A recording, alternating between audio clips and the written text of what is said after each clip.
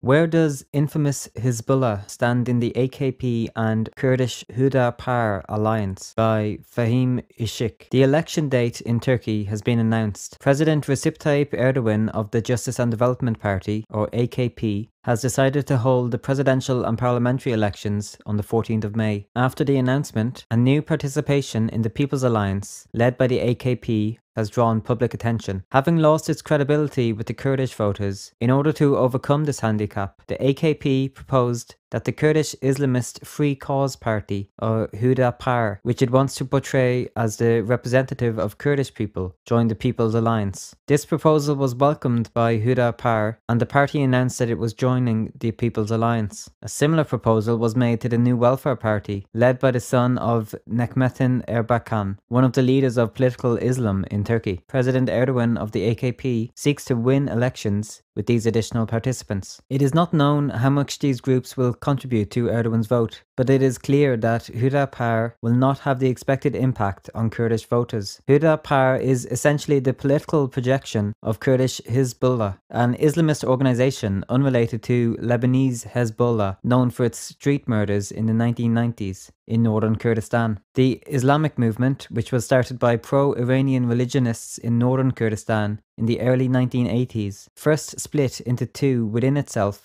as the İlim and Menzil groups. Hüseyin Velioğlu, who was the leader of the İlim group, soon took up arms. He attacked the Menzil group first. Fidan Güngör, who was the leader of the Menzil group, was killed at his workplace in Diyarbakir by members of the İlim group, which took the name Hizbullah. Afterwards, Hizbullah, which came to an agreement with the deep state of the time, began to attack intellectuals, artists, politicians, writers and journalists in several Kurdish provinces, especially Diyarbakir and Batman, in order to neutralize the Kurdistan Workers' Party, or PKK. Fikri Saler, the Minister of Culture at the time, had spoken openly of the relationship between Hizbullah and the Turkish deep state in the parliament. Turkey's Gendarmerie Intelligence and Counterterrorism, or JITEM, on the one hand, and Hizbullah, led by Velioğlu, on the other, were killing Kurds in the streets. These murders continued for 4 or 5 years, and at least 17,000 Kurds were massacred during this period. State forces paved the way for Hizbullah at the time of the killings. Murders of Kurds by unknown assailants continued until 1996. After this period, operations started against Hizbullah, which had become a risk for the state. Hizbullah's leader, Velioğlu, was captured dead on the 17th of January 2000 in a villa in the Beykoz district of Istanbul, where he was hiding. Edip Gümüş, who became the leader of Hizbullah after Velioğlu, was caught and tried and sentenced to life imprisonment. The relationship between Hizbullah and the AKP, which is now allied with HÜDA-PAR, started in 2011.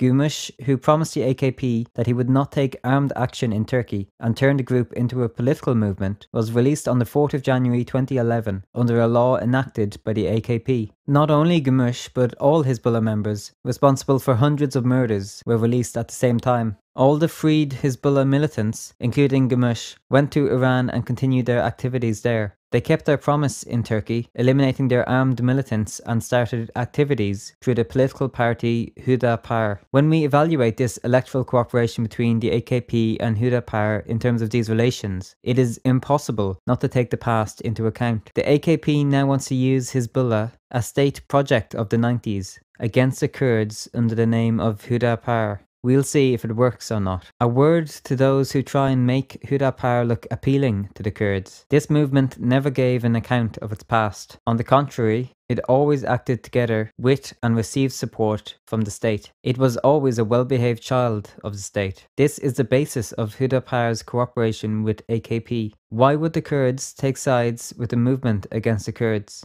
A movement which is used against the freedom struggle of the Kurdish people. Where this movement stands today is no different from where this movement has stood since the beginning. Let them be together, away from the Kurds.